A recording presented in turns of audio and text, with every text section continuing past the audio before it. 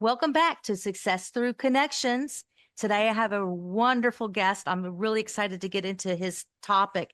It's Scott Talan, and he is a professor about communicate. He talks about communication.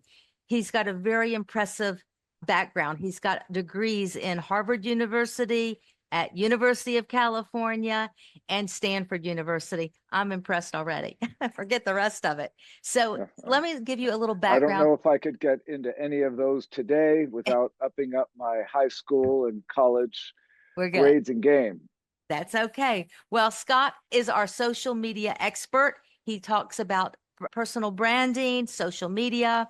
He's worked with the United Nations, Harvard University, the March of Dimes. And he used to be a reporter and writer for Good Morning America. And back in the day, I think it was 2000, he covered the story here in Florida, where we're from, when it was the recounting. I believe that was the Chad incident. I Hanging remember it. Chad, Bush v. Gore. And that Yes, was for Capitol News Service out of Tallahassee, all the NBC stations in Florida. uh, Florida, as the late, Florida. great Tim Russert There you said. go. Well, in addition to all of this, he was elected to the city council and also mayor of Lafayette, California. Wow. He's a TEDx speaker, and he really is going to address the topic of personal branding. He's spoken to many conferences about social media best practices. So, Scott, welcome to our show, Success Through Connections. Thank you, Zelda. Fun to be here. I'm glad you're here. Today, I want to really hone in on the topic of how to attract the attention of the media and influencers. That is just such a big hot topic these days. So let's It, dive in if you're it is a ready. hot It, topic. it And is. interestingly, a number of surveys have shown that for young people, that's one of their top career aspirations is to be an influencer. You used to have been like pro athlete or something. Now influencers as the top way to go. So I see this. I teach at American University in Washington, D.C., and you can see the interest and the use of students of social media sites. I have a media fast essay assignment where the students try and go 24 hours without media. A lot of them think it's just the phone or tablets or computers, but it's really media is everywhere. The signs, the music, people showing, people texting. So we can't escape it. But the real idea of social media being so popular is because humans are social. Yeah. So this is only going to increase because the very nature of being human. One of the things which I saw actually maybe a day or two ago on social media, I think it might have been TikTok for all I know. And the influencer talks about, like affiliate marketing and most of it is you see these young people like you're teaching and they're promoting a product and such. And she made a comment of something that I had been thinking about, which was who's out there talking to the 50, 60, and 70-year-olds? They're out there still. They're still active. Somebody should be out there addressing their needs and what they like. And I thought, well, that was really interesting because the things that the 30-year-olds are buying, I'm certainly not going to be buying. So there's a lot here, including for decades, the broadcast networks really focused too much on youth. They would Mhm. always talk about the cohort that was 18 to 25, and they've sort of realized the errors of their ways. And when you look at the resources and the boomer generation being, the wealthiest generation in the history of the world, they're realizing there are obvious targets that should be addressed. And then it gets into some very granular stuff. So maybe TikTok might make sense, but maybe not. Facebook would be the biggest country on the planet. Most of my students aren't on it. If they're on it, Right. it's purely for family reasons. Mhm. But for people that are 50, 60, 70 and more, Facebook is the Facebook. go-to. Yes. Yeah, and that's because the social stuff, their high school or college friends, their family, their life friends are there and they know they can reach them. And I just saw a recent piece that was very interesting title that said, the one remaining place on the internet for social media that seems human is Facebook Marketplace. And if you think back real quick, just newspapers had classified ads. That's how they made a lot of their money. Then comes Craig Newmark out of San Francisco, creating Craigslist. It was only supposed to be for San Francisco, but it became so popular that knocked the classifieds away from news and hurt the news industry. But now, I mean, Craigslist is still there, but Facebook Marketplace to me is the number one place to go to buy or sell something. It is incredible what's there. And this is why this article said it still feels human and real, because people are doing real things, transmitting goods and services via the marketplace and Facebook, because again, it'd be the largest nation on earth. Absolutely. I'm on Marketplace a lot. I've been getting into a new hobby. And so I'm trying to buy some used equipment, doing fused Yep. glass. And I'm like, I'm not going Facebook to spend Marketplace. thousands of dollars on this. Let me go on Marketplace. I'll find one. And so, yeah, Marketplace So is so wonderful. this is an example to your question about for those folks who aren't in their 20s, 30s, or 40s, that you have to really think through the platforms and places that they are. Mhm. So this gets into sort of marketing 101 is Yes. who are your audience? Who are you trying to reach? Where are they? Where can you reach them? And it's not just one channel, there's multiple channels, but it's not like be everywhere. That may or may not make sense. Usually it does not make sense to be everywhere. So let's face it, social media, all of these different channels, they're the game changers for today's world.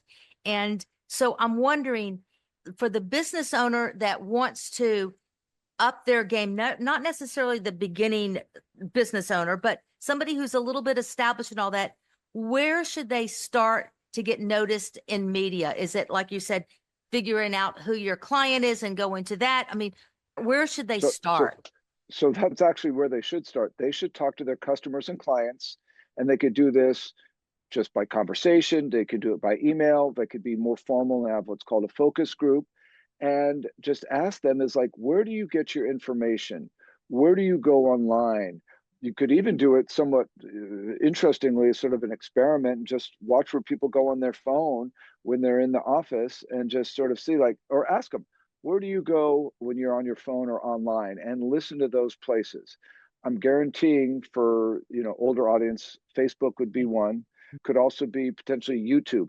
Yeah. YouTube would be number two for search after Google. And it's interesting to note that Google bought YouTube years ago. It's also interesting that YouTube initially was going to be a dating site. That was the initial concept. And if you For think about it, YouTube? yep, that Oh, was wow. the I initial didn't know that. concept. Yep, well, because it didn't turn out that way. And that's because the users often determine things beyond the creators. Facebook never expected to be the world's warehouse to store photos. Well, that's because we started putting photos, and that's why they bought Instagram, because Instagram was all for Photos. photos and images. So back on this question, I would talk to the customers and find out, where are you? Where would it make sense for me to be as a business? What would help you? And depending on the business, YouTube might be the only and best place because it's a physical business that's shown by video very well. Video is so strong because it replicates real life better than any other medium, period. The downside is it takes time, it's linear. So that means this is why shorter videos like on TikTok have been very popular, right? And reels have become more popular. So if you were running like a car repair business, pictures might work, but wow, showing your video of how your cars get repaired, showing the shop, showing a fixed car and a customer. There's a number of different ways in this example with video that would make sense. So it really does become business dependent, and that business really to do the research of talking to their customers. Hey, just where do you get your info? Where do you think I should be? I see that a lot, actually, Scott. I see a lot of these videos because I watch them all, even though I'm not in my 30s, obviously. But I watch, and the ones that are interesting are the ones who are showing the backstories. Here's how I get it done. And I'll just use I won't use the real estate, which I'm a realtor, but I'll use my hobby. So I saw somebody the other day actually picking up a piece of stained glass, and they were saying, I'm going to try this, that, and they were just talking about it, and they were telling how the backstory of how they were creating this beautiful piece. And then they were saying how the next video said how the manufacturer was actually sending them samples of the glass for them to try because obviously they're gaining traction on social media.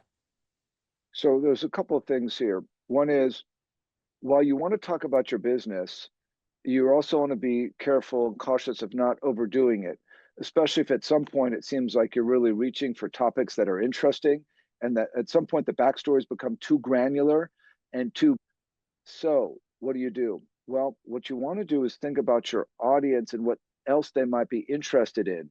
So you're not always only talking about your business, you're talking about things that are of interest to your audience. So let's do talk about real estate, right? Mhm. So you might have a current home for sale or one coming for sale, right? Okay, fine. But you could also do something and talk about neighborhoods and maybe coffee shops or parks or roads or things that might not connect directly to a sale, but certainly are of interest to people that are your audience.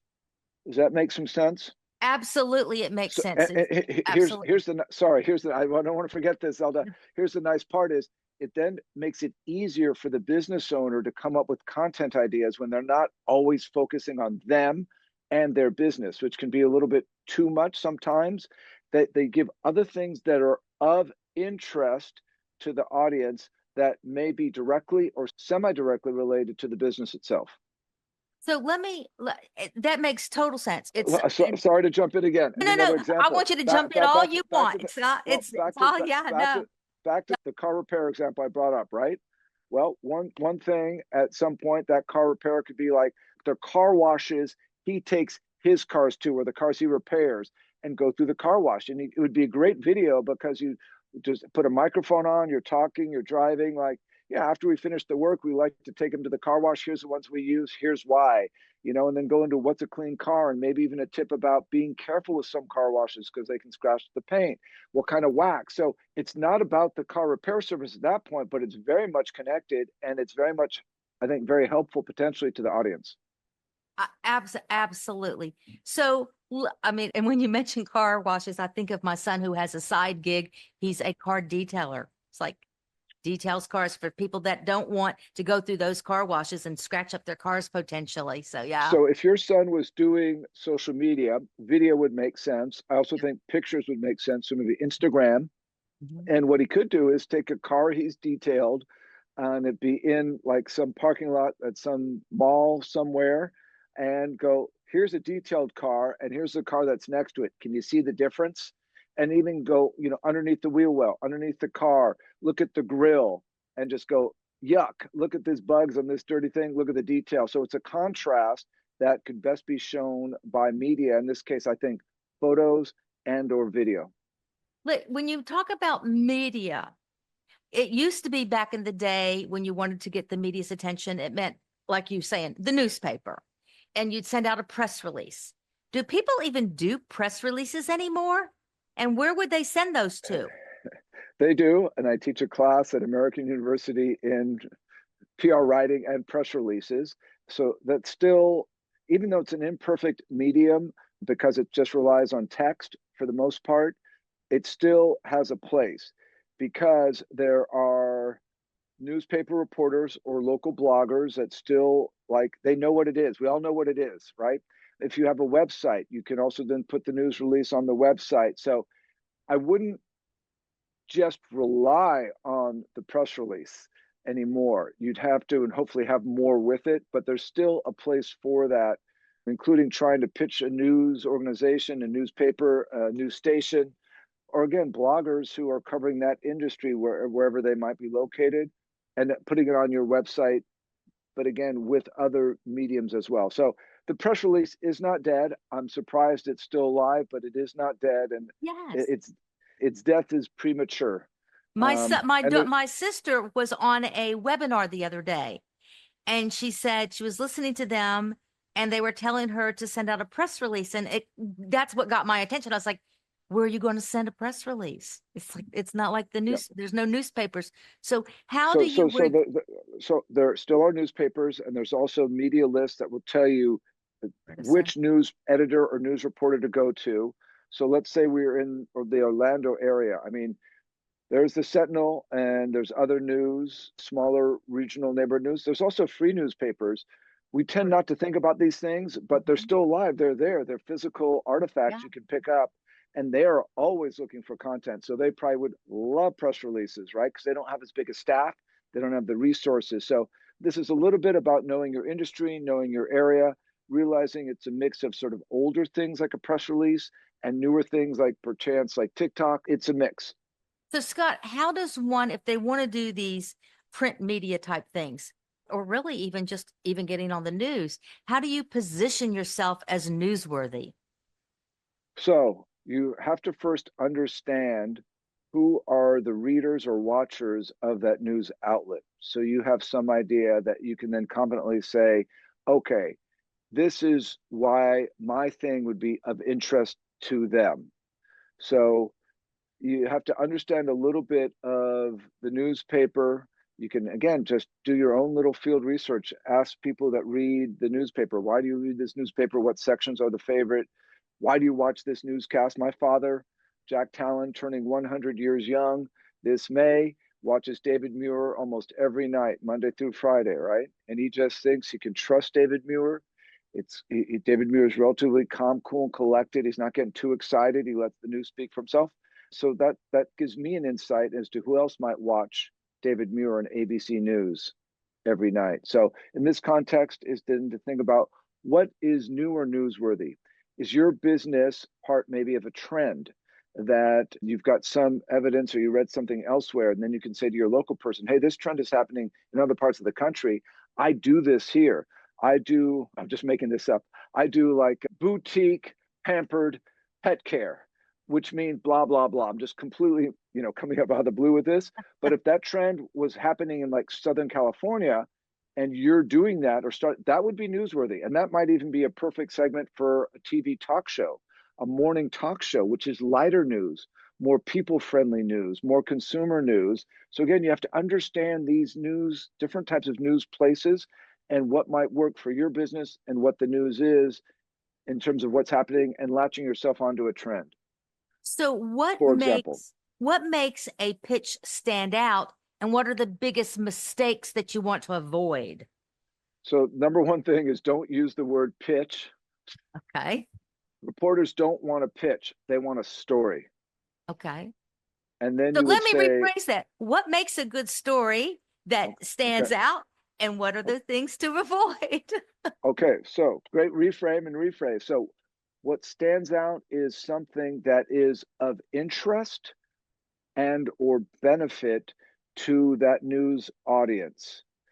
So is it something they didn't know, i.e., literally the definition of new? Is it something that is of practical benefit that they should be aware of? And when you think about the nature of the word story and human beings, and this is why I think we're still atop one of the reasons we're atop the animal chain is that we're storytellers, we communicate. So what makes a good story? Well, you have characters, okay? You have some plot and details, and you have conflict. And then with the conflict, you have a resolution or a solution, right? So Romeo and Juliet, two young lovers, conflict is the families don't want them to marry. Their solution was to commit suicide. They'd rather be dead than be apart.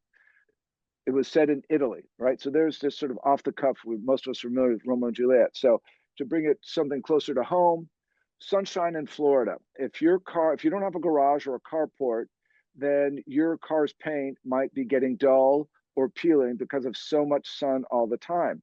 Well, if you were a car detailer, like we were talking about earlier with your son, maybe there's a product out there that's new that does a job that you only have to apply it once a year. You can do it only with the rag. Like I'm already interested and I have a covered garage. Like if it's simple and there's a way to do it, and I know it's going to help with sun in this example, okay, that you know, literally the pitch, we don't want to say the pitch word, the story idea would write itself like protecting your car from the hot, strong Florida sun. Here's a new product. Here's how to use it. And you keep it short and sweet. Don't make a big long thing because news reporters, people that run websites get a lot of ideas thrown at them. There's a lot they're doing. So short and sweet, you know, set up a problem, offer a solution, you know, Address the you have to think, pain. address the pain and provide a way to reduce the pain. Yeah. Good point. Good So word. when you talk about products, because some people have, retailers definitely have a product. Everybody has a product of some sort, even if it's your own services, you have a product. So let's talk for a second about these influencers. They're all about products and promoting these products. What is a good approach for a small business to connect with an influencers to get their attention? So, number one thing is to follow and understand that influencer, see what content they're sharing, and try and understand their audience. See the comments, see who else is sharing, and then decide, is that influencer good for you? So it'd be more like watch and observe what this influencer is doing, understand them. And then, if it makes sense, you would reach out to them with a message, a DM, and say, hey, I've been watching your stuff. Here's what you've done. Here's something that I think would be of interest to your fans and you, and then send them a description, a link, or whatever it is. So it's really more being an anthropologist and observing this social media influencer, or plural influencers, to understand if that makes a good fit for what you're offering. So there must be some, And then reach out and connect. Then reach out and say, hey, here's something I have. so before you even approach the influencer or even the media, are there some effective ways to start to build that relationship with the journalist and the influencers before you even need them? So I think it'd be challenging for a business owner. This is what PR professionals do. And there might be some point where a business would hire a local PR company for sure, because they have those relationships and they can help tailor the message. So that's depending on the size of the business and where the business wants to go. Hiring a local communications or PR firm might make a lot of sense. If you're not yet there or don't have the budget for that, then you really got to make sure that, take the time to understand. You might have to, hire a college student from a communications school and say, hey, I want you to put some research together for me. I'll pay you for this project. I'll pay you by the hour. And that actually might be a really good way to go, is because you have someone who's using these social media sites regularly, who can do the analysis and then say, here's what I saw, here's what I recommend. And every business knows you have to invest. There's no way to have a cost-free business, either time or money, let alone emotion and heartache and all those other things that go Usually into it's a small both business. time and money.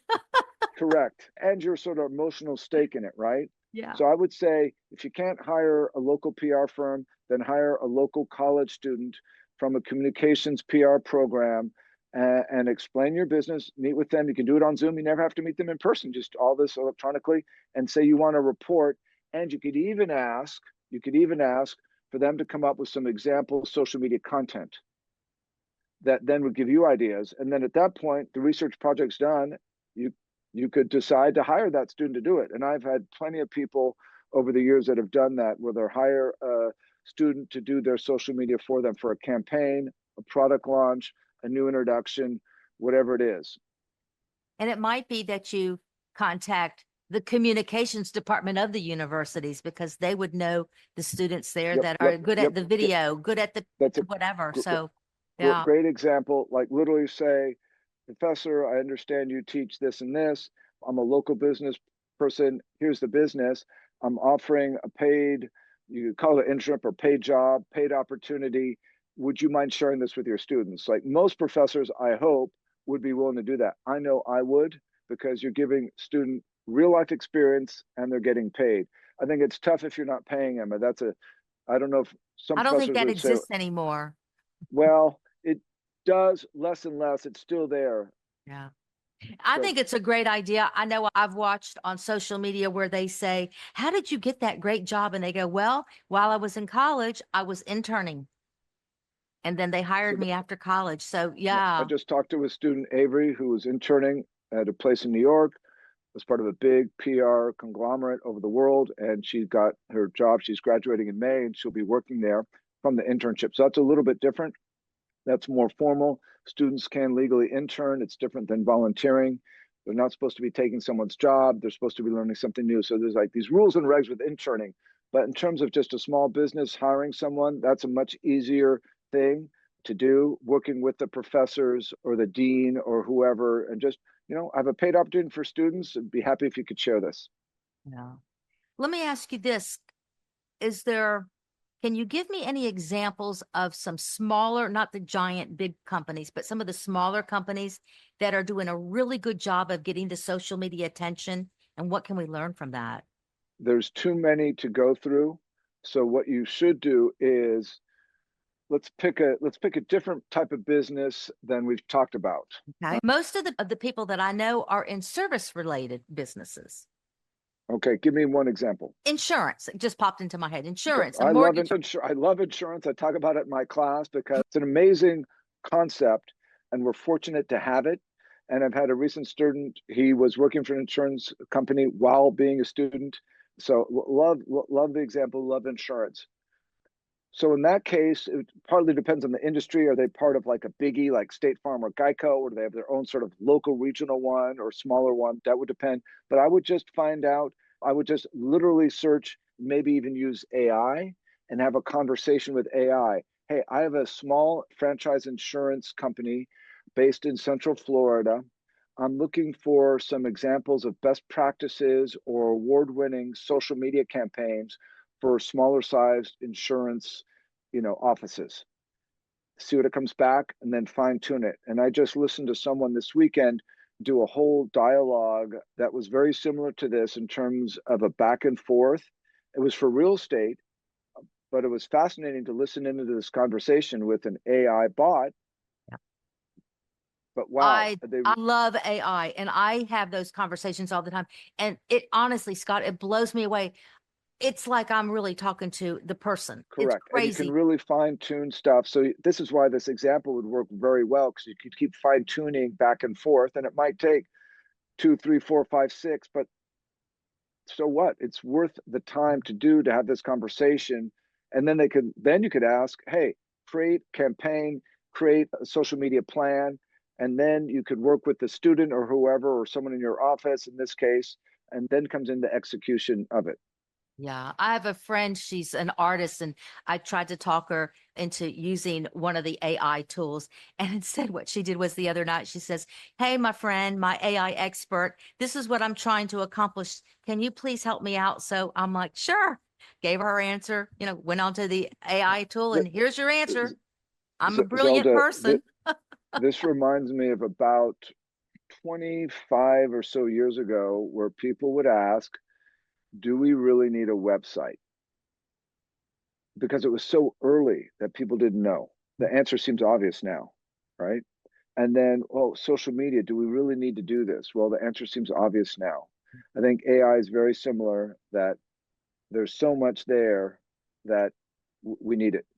I feel like if you're not on social media now, you really have missed the boat because social media is the least expensive form of advertising. You used to have to go to So the newspapers and pay for all that. You can do it for free. So that's why Well, I the would say it's not posting even part. advertising. It's like social media promotion. It does take time investment. Depending on the content, you might have to invest. There is also paid social media. And so that's something for your small businesses I would also look at. It's paid social ads, depending on each Tell site. us your That take on that. There's the paid social ads and the sponsorships. Give us uh, some information on that. So I would do another AI dialogue and say, hey, I'm a small pet grooming company in Florida, and I want to do paid social media ads. Here's who my customers are, and see what comes up, or even do Google search, or maybe someone's written about it. But paid social media, it can be a very cost effective way, because you can limit how much you spend, you can really tailor and adjust, and you get a lot of feedback that's superior than the old days of newspapers, where it would just be in the newspaper and you may not know how it worked. You can really get a lot of data and feedback. So paying for an ad on social media, and it's surprisingly easy to set up. You can definitely do that on your own as a small business person. Here's a question about a little bit different for you is let's talk for a second about crisis PR. Okay. That's very, How very, does one, very, how do you prepare very. yourself so that if something happens, somebody posts something negative or something along those lines, you can prepare for the unexpected negative media coverage? So crisis involves two things that make it different than a problem, and that involves a severe risk to your reputation and what I would call temporality. There's a time aspect where this is happening now, it's still going on, and you can't wait. You have to respond. And forget even news coverage, right? That's a real, if it gets to that level, whew, but it could just be an inaccurate review, a comment. You know, we came into this restaurant and we had to wait 20 minutes for a table. Let's say that was even true. Well, if you see that, then maybe it's because two of your staff called in sick and you would just explain that. So the basic answer is to respond soon, if not ASAP right now. And depending on the context, you might not have all the answers, but you can still say, we're looking this out, we're checking this out. Thank you for letting us know. We don't know right now. We're going to get back to you. So at least you're responding and not letting it sit there. So rapid response is the key. You have to be forthright. And depending again on the business, the person involved, the CEO, maybe a video makes sense. You know, so it just depends a little bit in terms of the delivery of the communications, but sooner beats later with crisis, because otherwise, the more you wait, then it builds up and becomes even more severe. Oh gosh, yeah. Well, that's great advice. That's really great advice. So, one of my final questions that I would love to ask you is for the business owners who are listening in and they want to attract that media attention or the influencers as fast as they can, what's the one thing that they should do when they stop listening to this podcast today? They should immediately start doing what?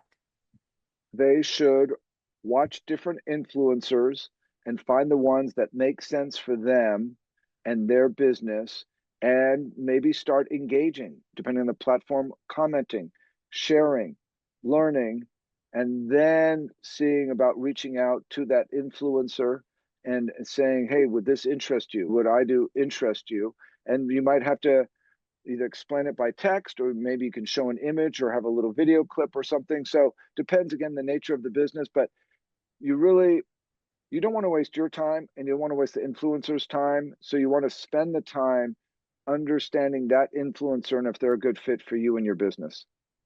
The one thing that I like to tell people is, and you tell me if I'm wrong, I don't think I am, but maybe don't just like something, make a comment, share it. That's how you get it out there. But So when you just like it, it's worthless. I'm making a note here for class, so I'm looking down. But what I'll say is, when we go to parties, if you're just sitting in the corner talking to no one, that's similar to you just watching and just consuming the content. You do, Zelda, have to do what you just said. You really should comment, share, like, and that means engaging. That means going over and talking to someone, saying hello, having a conversation, etc., getting out of the corner of the party and getting engaged with others. That's why you're there. Otherwise, you're just a consumer, which is fine, but that's just sort of entertainment. It's not going to help your business. You might learn something. That's true. You might learn something, but other than that, You're it's trying pretty to make limited. a connection. That's not, I have a course online, a course that I offer. It's called the Ultimate Networking Playbook. And one of the things I stress is when you're on LinkedIn or one of these channels and you're following somebody, to engage, to make a comment, you'll get their attention. So LinkedIn, we haven't talked about, but I had a whole lecture on this topic in my personal branding class last week. LinkedIn no longer considers itself a job site. It is a publishing site. And so if you think about that, there's a lot of content and there's a lot of things. There's LinkedIn groups where by company or by industry, you can be engaging and sharing with others, let alone your own business page. So just you should in the future have, if you haven't already, Zelda, a guest just talk about LinkedIn for business. I think there'd be a lot there. If you've got a connection for me, I'd love to do that. Well, I have 6,000 connections on my LinkedIn. I bet you can find someone, Zelda. I'm going to go looking because I would love to have somebody about that. So we're just about out of time. Any final words or advice, how our audience can reach you when they want to reach out and reach Scott? Very findable. I've been on social media from its early pioneer days, early on LinkedIn, the early 2000s, when Twitter started to come out at South by Southwest, YouTube, I had my own YouTube channel, Facebook, when you needed, I was in grad school at Harvard and you needed a Harvard email address and you needed an invitation from somebody already on Facebook. And they were really restrictive and gatekeeping. They had no plans for what it became. So I've been early on these sites, so I'm very findable. I'm on TikTok, even though I don't really create content. I'm on Instagram. I have some, I'm very findable. If that person can't find me, I think they've got a problem that they need Go to to figure out. LinkedIn. That's how I found you. It's like, There you this is go. my Proof's in the guy. pudding. This is my guy. Well, thank you. This has been enjoyable, and I applaud you for taking the effort to have this podcast, which is not easy because you've got to find the right guest, make sure they can speak on the topic you want. You've got to do research to get the questions, to have the conversation. But this is an example and a lesson and a reminder for your listeners and watchers is that creating content takes time and effort. There's no free lunch. People just think I'm just putting you on a video call and that was all. There's research that goes into it. And there's people in the background, so yeah, Correct. it's All a the way. lot So more than now just, we've recorded this interview. You still need to have to host it, distribute it, right? And you had to learn about social media, about myself to ask the right questions so we have enough to talk about as opposed to 10 yeah, minutes you're running out of time, yeah. or you're done. I mean, you're Yeah, done. exactly. Well, Scott, I thank you very much for your time today and wishing you luck on all your endeavors. You've been great. I hope we can get you back again sometime soon.